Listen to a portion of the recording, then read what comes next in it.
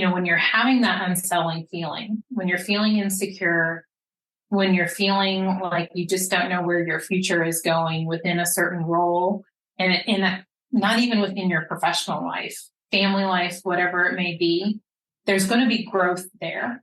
So, and you're going to come out of it stronger. You're going to learn something that makes you that stronger person that then either makes you more successful in your current role or in your future.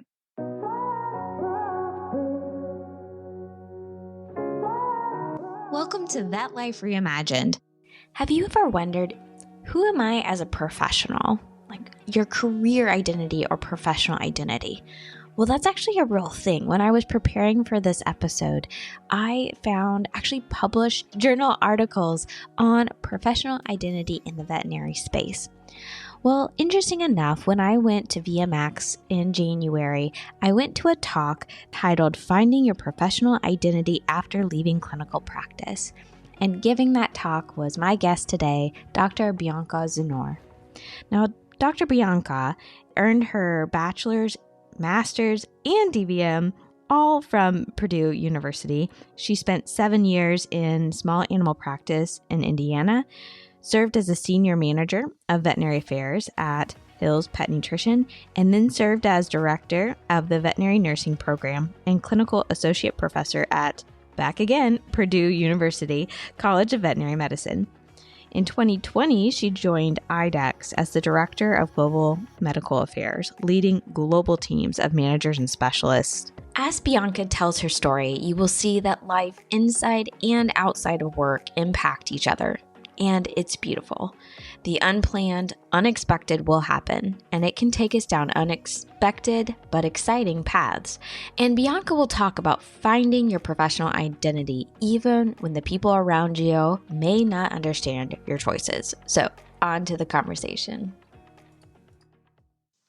Welcome, Bianca. I'm so excited to get to talk to you and share a little bit about your story, especially your career journey and everything you've learned. Just to kind of share with others, I heard you speak at VMX this year, and you were speaking on a really fascinating topic. By the way, the room was packed, and every time I've mentioned it, which several times to other people, they're like, oh, I really wish I could have been there for that conversation. So I'm like, well, let me get her on the podcast and we can talk about it. So we'll get more into like the professional identity and leaving clinical practice. But I love to start with, when did you even know you wanted to get into veterinary medicine? Sure. And thank you for having me. I really appreciate it. So I would call myself a late bloomer. It seems like, especially when I went to vet school, a lot of the people that I talked to, they knew they wanted to go to vet school from when they were little, like 4 or 5, and they had been part of, FFA growing up and 4-H, and all that was foreign to me. So I really didn't really become interested in veterinary medicine until I had started college. And I completed my first year of college thinking that I was going to be a human doctor. And that was really what I was focused on. And so I really started shifting gears when I got into medical courses, biology and the intro courses and things, and then realized, hey, there's actually veterinarians and there's doctors for people that have pets. I was never allowed to have pets when I was growing up. I had outdoor cats, and that was pretty much it. And I don't even remember going to the veterinarian once during that time. So not to put any blame on my parents for that. It was just a different approach to things and a different way of thinking. So I really didn't know any, even have that consideration of a career path until I got a pet my freshman year of college. So that's when it all started. And that's when I really had to shift gears. And I felt like I was a little behind on getting those animal hours and work experience hours and things. But then it became my passion. Now that's really interesting. So, from not even really thinking about it as a career at all to, going into veterinary medicine, when you went into vet school and you went to Purdue, did you know what you thought you might want to do after vet school, and did that change? Yeah. So I knew right away. So the pet I got actually was a cockatiel, and I realized right away that it was really hard to find a veterinarian that knew anything about birds. So there were two practicing avian veterinarians in the Indianapolis area at the time, and I think still are. So, I went and I learned from them and saw all the different types of animals that came into an avian exotic practice. And that's really where my heart was, and what I wanted to do, especially because it was so difficult to find one through school. So that brought on challenges in itself, just being a vet student at a program that really didn't have any of those rotations at all. So I had to do a lot of my fourth year. I think I did 4 rotations that were completely off campus, trying to seek out the knowledge that I had so that I could be able to practice on day one. That was my goal and my dream. And first year out from graduating, that's what I did. I loved it. There were some challenges that we can talk about later, probably in this podcast, as far as being on call and the long hours and just part of the practice aspects that I struggled with. But really what shifted things and made me change was then the birth of my daughter, who was special needs and still is special needs. But she really required a lot of special care right after she was born. And that was right at a year from when I graduated. And that's what changed my career path. And that was really early into your career. So I'm sure that really impacted, what you had to do next. So do you mind going ahead and sharing a little bit about kind of what was happening and why you decided to make your next step? No, absolutely. So she's about to turn 21. She turns 21 on May 16th, and she has autism, and she's also very low tone. So not really, most likely, genetic for the tone issue. But when she was born, she required constant care, being on oxygen. She had a tracheostomy. She had a feeding tube. And so at that point, I really was ready to give up practicing altogether. Had to definitely take a step back and be a mother and focus on that at the time. But then as she started to improve, I had to figure out what I was going to do with my career. And you would work so hard to get to a certain point, even though very early in my career, I was thinking about leaving, just outright leaving altogether. And I don't even recall how we met, but I met a veterinarian who owned a 24-hour emergency practice at the time. And he approached me and was like, no, you can do this. We can make this work. I did want to get out of the house. And so I needed to figure out how to do that. And he provided a schedule that was, what I was able to do, where I would do the night shift and then come home, and my husband would be with my daughter at night. So it worked for us. And I was able to do that for about 4 or 5 years until I decided to change paths again. So. Well, and even that seems really challenging to do nights. I personally don't do nights very well. So to me, that seems extremely hard. And then again, you have a lot of roles with being a mom, a wife, and supporting your own interests. So what made you want to make another transition 4 years in? Was it that, or what other? Yeah, no, exactly. That's exactly what it was. I was waking up and not knowing what time of day it was and what day of the week it was. I was just tired all the time. And so the health of my daughter had improved, but then I was struggling with the going back and forth after doing it for, that 4 to 5 years. So it was really just about hours. Still loved being in practice. And so that's when I transitioned to a day practice. The exotics had really passed at that time. Really didn't focus on exotics anymore because I had shifted to mainly dog and cat emergency medicine and some exotic, emergency medicine.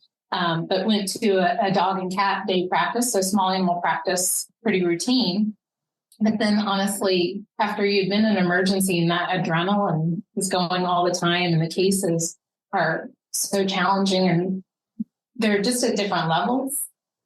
And I don't mean that in any bad way at all when I say it that way. But going back to day practice was a shock to me as far as just the pace. And I probably I'm a runner, constantly doing things. And that probably was just a little different to me. So going back to day practice, I didn't find as, just to me interest wise, it wasn't the same level.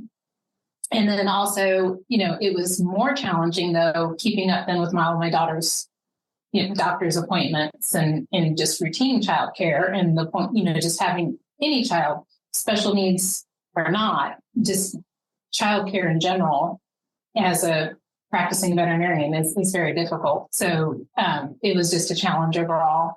And then I went back to emergency medicine after that for a few years. But because of that pace again, and being back to emergency medicine, same situation where I was tired all the time and couldn't keep up with things. So that's when I then really had to take a step back and say, all right, I'm at my crossroads. I think this was about year 8 after graduating. What do I do next? And I think this is a good time maybe to go ahead and talk a little bit more about being a mom and being in the veterinary profession. This seems to have come out quite a bit in recent conversations or people reaching out if I've mentioned anything about that. So I feel like people really want to hear more about just other people's experiences, things you might recommend, because I mean, we have a very heavily female dominated profession. And so I think it's extremely relevant. So for people who are probably extremely career driven, very passionate about this profession, but we also really are passionate about being moms. And, at the end of these episodes, when I ask, spoilers so you can get prepared, what people are most grateful for, it's usually people and it's our relationship. So do you mind sharing a little bit more about just what you've seen, what you've experienced when it comes to being both a mom as well as a veterinary professional? Yeah, I think for me, and we'll probably talk about this through the professional identity piece, is a lot of it is that I think it's that those personalities that we bring into veterinary medicine, we focus so much on being that successful practicing veterinarian, as well as that successful mom that can handle everything, and realizing that it's okay and that we all parent differently and we all do things differently. And there should not be any guilt with that. I could not have done the things that I did in practice or even in my industry roles without the support of my family.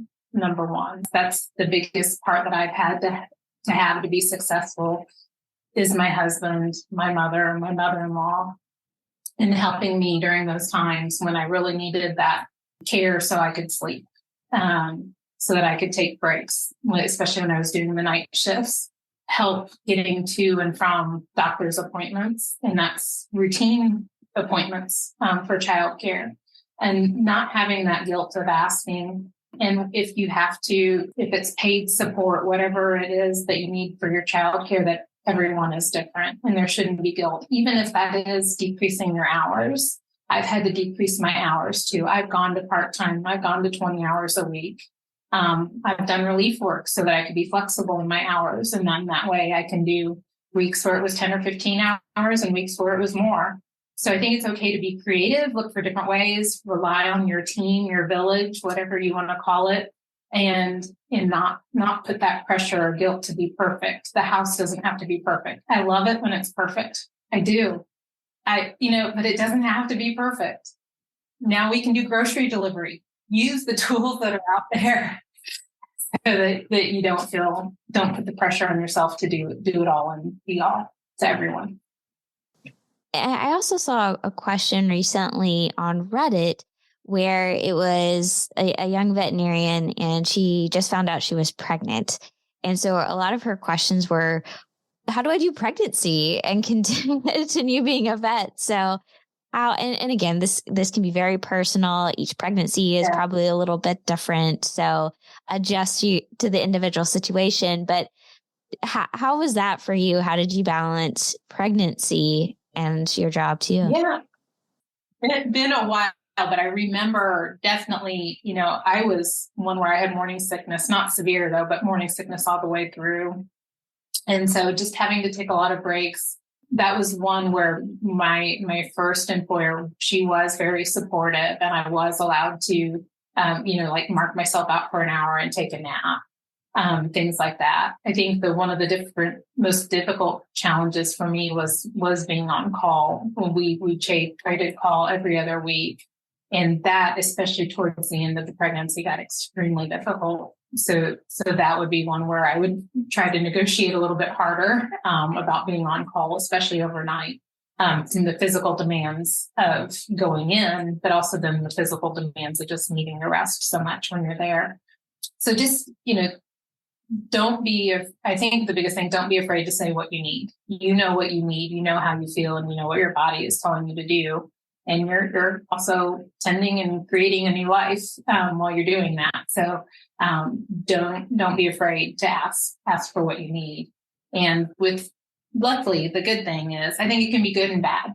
Most of us in the profession, including a lot of our, the employers, are women, and they've been through this, so they understand. They can also, it could have been a very easy pregnancy for them. And so they expect you to do more as well. So that could be kind of the downside, but they also have all been there. And I think can be very empathetic if you just make sure you raise your voice. Yeah, I think that's good advice. I haven't been pregnant yet, so I have nothing to offer. So thank you for sharing that. And again, listening to what seems to be in what you need at the time too. So you were talking about, getting to the point where there was no balance and define that as it makes sense to you and your point of life, but you felt like you were at the crossroads and needed to do something a little bit different. So first of all, how did you know where to look? What was your thought process in trying to navigate that? Yeah, I had no idea. I just knew that I was, like you said, no balance. I knew there was no balance. I was, honestly, tired all the time, struggling with my weight, with the being on, overnight shifts and things, not being able to take any time to exercise or take care of me and my wellness. So I just knew it was off. So I decided in the meantime, I was going to do relief work, and that would allow me to at least practice on my own terms and my own hours. And it was amazing. And I think people that are stepping into relief still find this when they are a little concerned about, will their calendar fill up? Yeah, your calendar fills up. There's a lot of people that need relief help. And we have a very small profession. So most likely it's going to be somebody somebody that, was a classmate or around in those times where they knew you, and they're willing to, have you come in and do relief. So that was not a problem at all. And that was the best thing. And through that, I was able to meet a lot of different distributor representatives that I had just never met before, because a lot of the times I was in the back room and the office managers usually met with the distributor representatives, unless they came in for a lunch and learn. And being on emergency shifts, a lot of the time, there was no need to meet distributor representatives in the middle of the night. So that, just the networking aspect and meeting people, and the distributor reps knew where the jobs were in industry. And the only exposure to industry that I had or that I recalled was in vet school, when you had the food companies coming in or the pharmaceutical companies in and giving us pizza.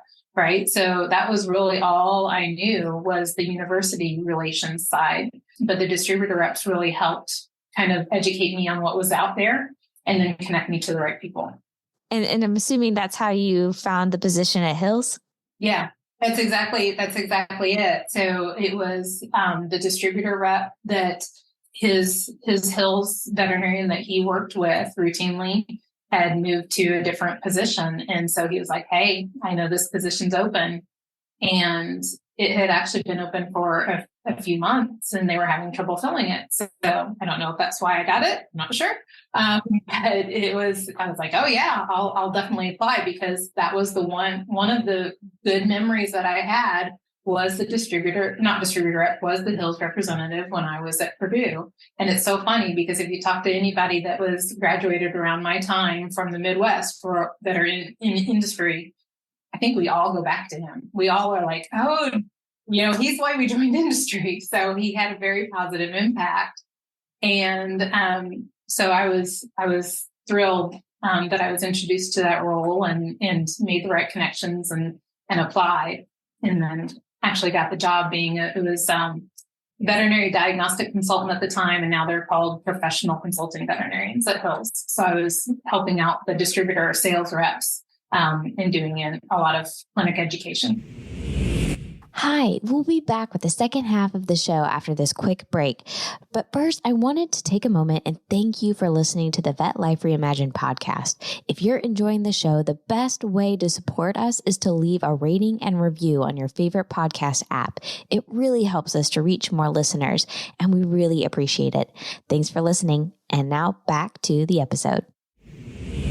And we'll get to multiple roles that you've had, but I think this might be an okay time to pause because, again, going back to the topic of your talk on finding your professional identity after leaving clinical practice, was it at this time, like early on, where you were already kind of having to answer some of those feelings and probably questions from other people?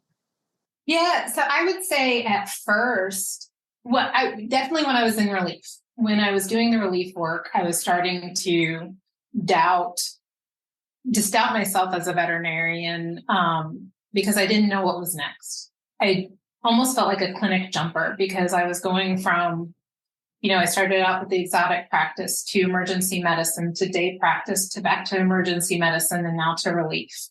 So basically 5 different roles in, I think, that 7 or 8 year time frame. And so I felt like I was lost. And so I was starting to doubt myself as a veterinarian at that time, even though that I knew clinically I'm practicing good medicine, and feeling good, but just doubting myself. And at first, when I was at Hills, I was really excited to be there. So that feeling kind of went away for a little bit.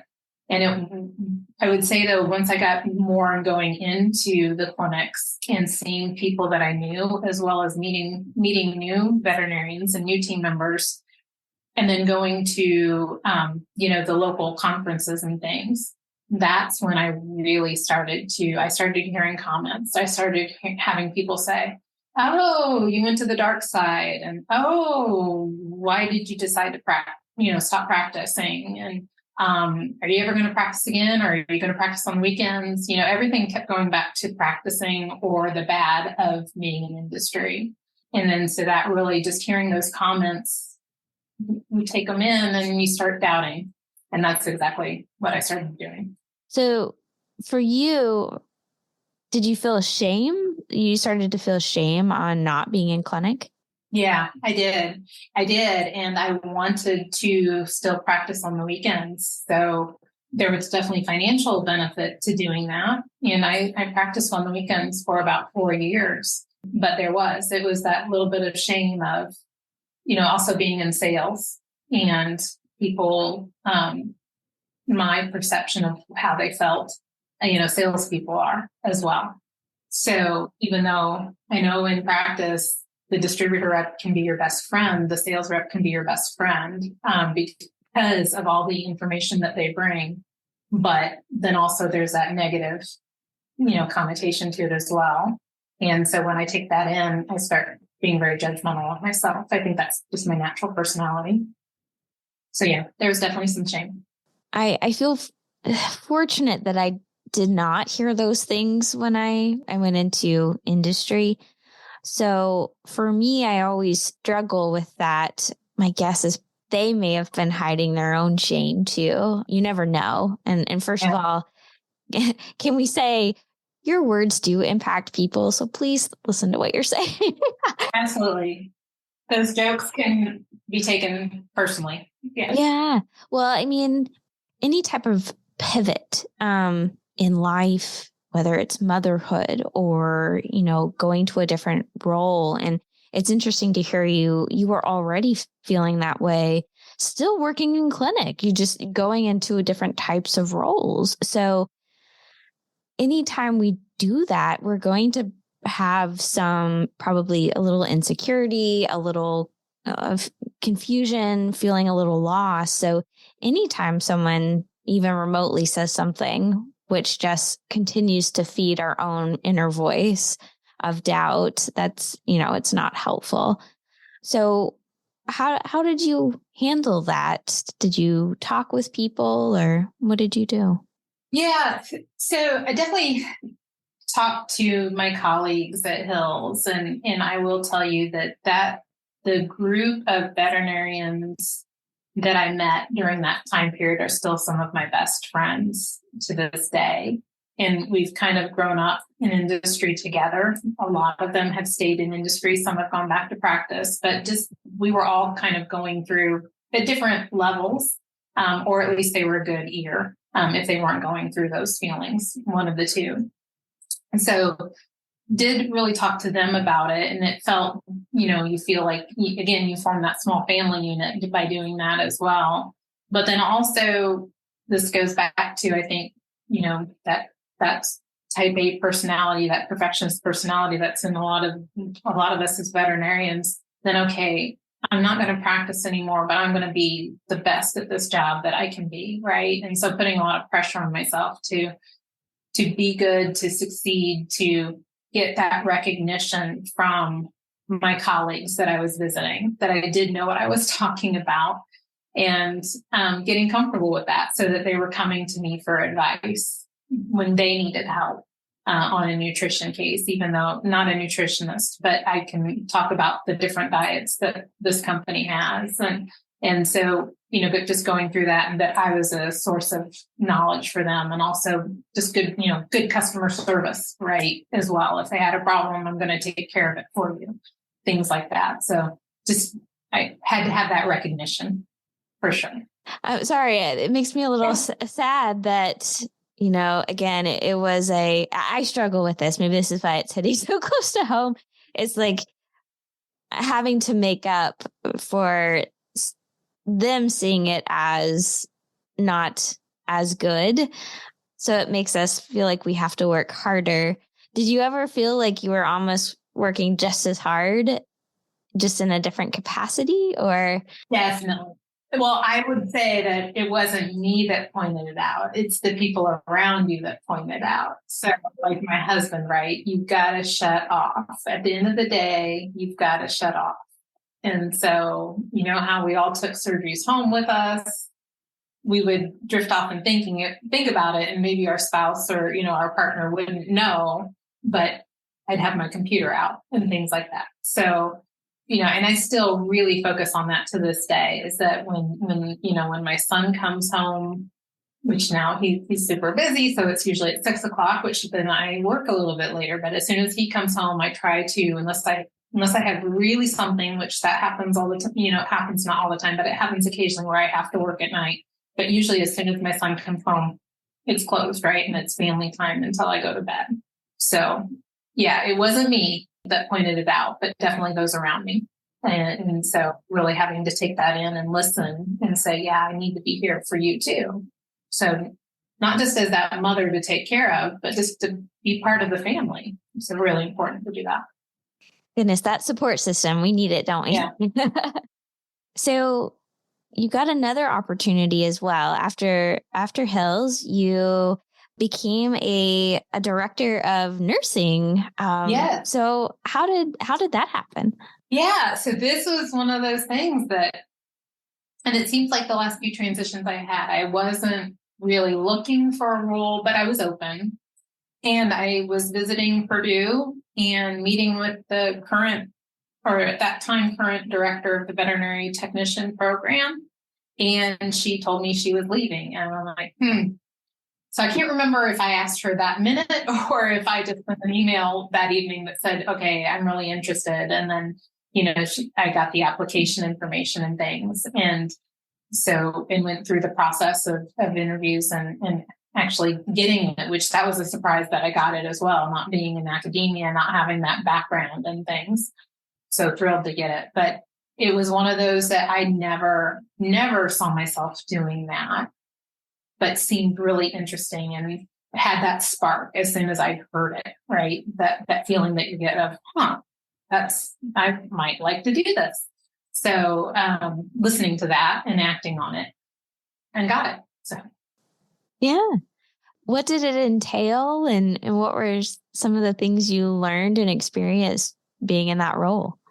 So that was a really fun role. Of course, one of the biggest draws for that role was the people, because I am an alum of Purdue, and a lot of the same people when I was a student were still there, still affiliated with the program on the veterinary side as well as the veterinary technician side. A lot of the draw was learning to, I consider all veterinarians teachers, or, we always have to educate. There's always that role there, but really getting into the science behind teaching and, pedagogy and things like that. And so there was that aspect that Purdue gave me, working with students, which is always fun to see them come in from, they're 17, 18-year-old incoming freshmen, and then working their way through to really, really competent veterinary technicians and veterinary nurses. And I always valued the technician and the nurse role, because I couldn't have done anything that I did from day one of practicing exotic animal medicine to being in the ER when I had never done some surgeries, floats, and things like that before. And I had to rely on my technicians to talk me through things. So it was always a role that I really was passionate about. If you put all of that together, it was a completely new challenge. Definitely was super excited that I was trusted to get a role like that. But then also those, do I fit here type of things? Can I do this? All those types of things creep in. But yeah, overall, it was a great thing. And then also too, the veterinary technician and veterinary nurse role right now is changing so much. So being, an advocate and having to listen to, there's arguments going on both sides within the profession itself, and trying to understand and listen to both sides of the roles on technician versus nurse. And, if you look at the credentialing versus a mid-service or mid-level service provider and things like that, and just being able to be part of that, understand, listen, and hear so that I can learn as well was another great, I would say, just great part of it, as this profession tends to rapidly change. So what are some of the things you're most excited about when it comes to veterinary technician of the future? Oh, geez. I see. And that's where I have to be cautious, because I don't know, because of you do have both sides within the profession itself, but I think it's just going to continue to grow. I think the demand is definitely there. We have to address things like being a mother, though. That's one in childcare demands, salary demands, credentialing on a state level, and also some national levels. And then the consideration of a mid-level role and if that's going to happen or not. I think all of those, there is so much there that in the next 5 to 10 years, it's really going to be, I think we're going to have those answers that we've been waiting for, and how we're going to work better along with them as a veterinarian in practice, and then also in industry, because there's some great roles for veterinary technicians and nurses within industry as well. I'm excited about the future for sure. And now you're working with IDEXX, and you've got a lot of leadership roles and experience with what you do at IDEXX. So first, do you mind sharing a little bit about your role at IDEXX and what you do? Yeah, absolutely. And again, this was one of those roles that was not looking for a change at all. And then got a phone call that again got me excited when I heard about the opportunity. So I'm the director of global medical affairs, and I have 4 different teams, I guess, within my branch. We call them centers of excellence at IDEXX. And so the first team was really the reason why I joined IDEXX, because that's what existed when I joined. And that's leading the team of medical affairs specialists. So it's a team of generalists and specialists that work really closely with our partners within IDEXX, like the marketing team, research and development, the different lines of business that we have. So in-house diagnostics, reference lab diagnostics, and rapid assay. And they work with them closely as their subject matter expert. All the way from an idea of a product being thought up to moving it through new product development phases and to go to market. And then they also work with the key opinion leaders, our specialists at the universities, and also in general practice that to get their thoughts and their views on new tests as they come out, and then offering clinical studies for us. So that in itself is a really fun role. And then we reorganized a couple of years ago now to also include a North American team, a European team, and then an Asia Pacific team. So I've got a global team now and they do those same roles, except for on a more local level with their regional marketing partners, and then also their sales team partners. And you mentioned that you have a lot of passion around leadership skills and communication. So do you mind sharing a little bit about why you think they're so important? Yeah. And I think the interest in communication really started when I was in emergency medicine, for sure, probably before that. But in emergency medicine, it was really hard for me to tell when I present an estimate to a client, and you'd either have a good response or a bad response, and knowing, well, what was the difference in the way that I presented this, that I had a bad response this time. And then also how I reacted to it. Replaying how I reacted to those conversations over and over again. And then going into, those industry roles where you do need to create a need, and you're not necessarily on the sales, a salesperson, but you're trying to drive a sale, trying to get somebody to buy a product. Then those communication courses start becoming available. And so really gaining an interest there. Then when I started leading a team, same thing. You work with one person one way, and you do the same thing to another person and have a completely different outcome that you didn't expect. So that's when then those leadership and communication styles really started paying attention to that in my response as well during that time. So I really started taking a lot of communication courses, leadership courses, understanding my communication style, and trying to also understand the communication style of who I was talking to. And that has really gotten me to where I am today, where you do have a global team. Now there's cultural competencies that I also have to put into play, and understanding where they're coming from culturally. But it's I think the biggest thing is that it's always a work in progress. And I can still present something to one person one way and it be perfect, and then present the same thing or have the same conversation with someone else and it completely go a different way. But I have different tactics now to really understand their point of view. And I think that's one of the biggest things, is knowing where you're coming from and knowing how you communicate. And then if things start getting difficult, knowing when you are not communicating well and what your communication style is at that point. My natural tendency would be to get more defensive. And so really taking a step back and then asking more of those questions to understand those point of view, instead of getting defensive and coming to a conclusion right away, and being open to their point of view. So I think it's a combination of knowing where you are, and then also knowing where they're coming from, and really understanding so that you can get to that common point through communication. It's always a work in progress.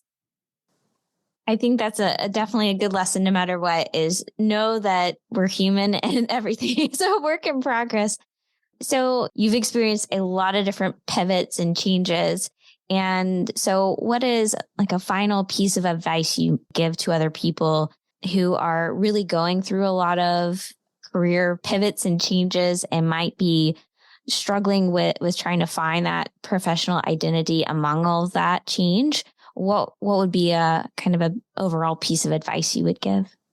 Yeah, that's a good question.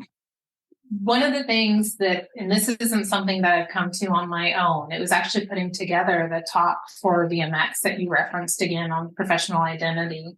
And I came across a quote, and I can't remember what the quote is, but basically, when you're having that unsettling feeling, when you're feeling insecure, when you're feeling like you just don't know where your future is going within a certain role, and not even within your professional life, family life, whatever it may be, there's going to be growth there. So, and you're going to come out of it stronger. You're going to learn something that makes you that stronger person that then either makes you more successful in your current role or in your future. So that's if I look back, whenever I had those feelings of really being uncomfortable and am I still a veterinarian? Heck yeah, I'm still a veterinarian, right? Now I can come back and say that. But it took a long time and learnings for me to get there and feel that, that with a strong voice that I can say that. And I may not have those clinical skills anymore, but I'm a really good communicator. I'll have that little doubt, or at least I try to be, right? But like I have other qualities, and I'm a good leader, and that's a different quality. So I could still go back to clinical practice tomorrow. I know I could. I know I'd have a long learning, a large steep learning curve to get there, but I bet I can talk to clients really well, when I get to that point. So it's a different strength. So yeah, I think that's the biggest takeaway in a long version of it. But whenever you feel that, then you're going to grow. Well, thank you for sharing that. Because I think no matter what, we're going to have change. So I think that those are good things to keep in mind. So I have a final 4 questions for you. And The first one is, what is something people may get wrong about you? What is something they may get wrong about me? That I'm an extrovert. I'm not. I'm an introvert. And so I can really turn it on for when I'm talking to people in a professional setting. But man, at the end of the day, I'm exhausted. And so I do like my quiet time. And if I'm getting really quiet, it's because I'm overloaded, right? So if I'm in meetings or it's just draining, it's usually just because I've been surrounded all day. And so I just need to chill out for a little bit. I can definitely relate to that for sure. The second question is, what is a hidden skill or interest you have? Hidden skill or interest, that would be, I think, running, because I run really slow. And I don't know people, those of you that are have the cameras on, I do have a lot of medals behind me. So I love to run Disney races and themed types of races. There has to be something fun there. It can't just be running to run. I have to have that goal in mind to keep me going. But I do like to run. That's one of my hidden things. I love the themes behind it. So do you have like a particular race that really stood out with like the theme or something? Yeah. So, and I'm going to try to sign up for it again here in a few days, because on April 11th, anybody who wants to run the Dopey at Disney. So it's called the Dopey, and it's a 5K, a 10K, a half, and then a full. So it's the Dopey challenge. And so you run one of those each day. And then they usually pick a theme with your girlfriends that go, or whoever you go with, and dress alike and things. So that's a lot of fun. Wow, that's really cool. The third question is, what is something that is on your bucket list? On my bucket list is to travel more, for sure. And I don't have specific places that I really want to go to. I guess I do, like Europe and Australia, for sure. Those would be anywhere in Europe and then Australia. With a special needs daughter, it's really challenging to do that. So I've been brainstorming my ways about cruising around the world and things like that, like how I can get her on a boat. I think she'll be fine on a boat. So that's kind of on my bucket list, is to do some more travel. And finally, what is something you are most grateful for? That you said it would be family, and it is definitely for sure. I could not be here without my family, and I'll include my furry family members in there as well, because my pets mean a lot to me. So yeah, my family.